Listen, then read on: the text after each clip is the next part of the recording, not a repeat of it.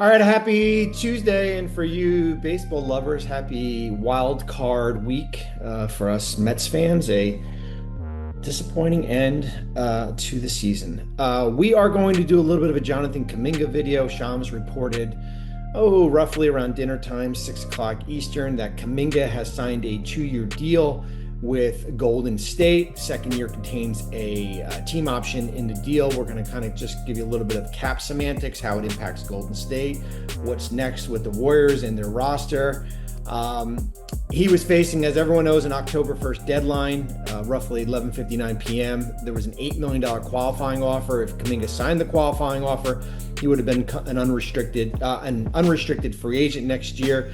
I thought that was kind of the worst case scenario if you were Golden State, when you look at them with their salaries, basically top heavy, with Curry, Green, and Butler, 3 players making roughly $140 million to get Kuminga on an $8 million contract would not have been a good situation. And I think the dynamics within that locker room would have been not great, especially on a player going a player on a 1-year contract who's going to be an unrestricted free agent. When you look at it, it's been well documented as far as what the offers were. The 2-year deal, which he has signed with the team option. There was a 3-year deal with no options at lesser money, and then there was a 3-year deal with the team option for roughly $75 million. This deal for Golden State will give you a little bit of a perspective from the Warriors. They really did not budge off their original number. The starting salary comes in at $22.5 million. They get the team option that they wanted, and they also get the 1-year bird restriction that is basically a de facto trade clause that Kuminga could have happened, is waived in this regards. Golden State can trade him without his permission.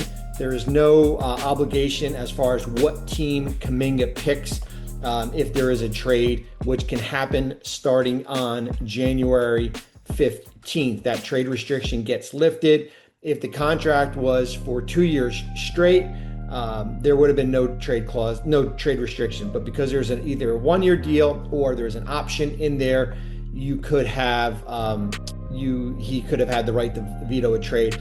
I even went on TV a few weeks ago and I said, listen, if you want to put the trade, let him have the 1-year bird, fine, because once you exercise the team option in the trade, the 1-year bird goes away. As I said, in part, Kuminga gets a trade bonus. If he's traded on January 15th, it's 15% of what the contract would be, a little over $1 million. Golden State would pay that. That gets added on to his $22.5 million salary. All in all, it's a win-win for both sides. I think when you look at it, certainly from Golden State's perspective, as I said, they didn't budge off where they were. For Kuminga, he was basically staring at an $8 million qualifying offer. He gets an extra $14.5 million. He gets the trade bonus in there. He potentially could become an unrestricted free agent, but that would have Golden State declining that team option or whatever team he gets traded to. If he gets traded, he has non-bird rights. So the maximum that he can make next year is 22.5 times 120%, roughly $27 million. It's still a good deal. That's why you want the higher you go, the better for Kuminga here. When you look at it roster-wise, Golden State right now, they signed Gary Payton II to a 1-year minimum contract. He has a $2.3 million cap hit. They signed Will Richards to a 4-year contract. He has roughly a $1.3 million cap hit. They will sign Al Horford to a 2-year contract for the tax mid-level exception. It starts at $5.685. They are now hard capped at the second apron. They are signing DeAnthony Melton to a 2-year contract at the veteran minimum. Melton starts off at $3 million. Remember, when Golden State went into free agency, a lot of these deals had already happened. Certainly with the Kuminga situation, you basically had to get your house in order. Melton comes in at 2 years. They are $2 million, 2019 under the second apron. You are hard capped at that. That gives them the flexibility to sign a 15th player starting on November 11th. They can do that. You can certainly wait until December and give yourself some more flexibility. So roster spot 15 will not come into fruition until sometime early part of the season. 14 players under contract, 12 guarantees, two partial or non-guarantee, 3 two-way players. Golden State has their roster set. There's no Kuminga distraction, at least we don't think. And now the goal is try to integrate him as far as where his role is coming off the bench and whether they do start. You're looking at somewhere of a lineup of Curry, Pods, maybe Moody.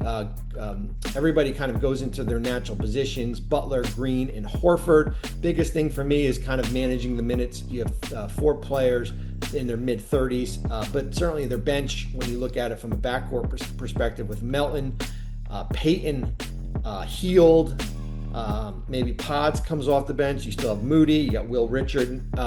Certainly the backcourt is a strength of where they are depth-wise here. So that is it on Jonathan Kuminga, who has signed in Golden State. Thank God we don't have to really talk about that much more. Now we can talk about Golden State on the court.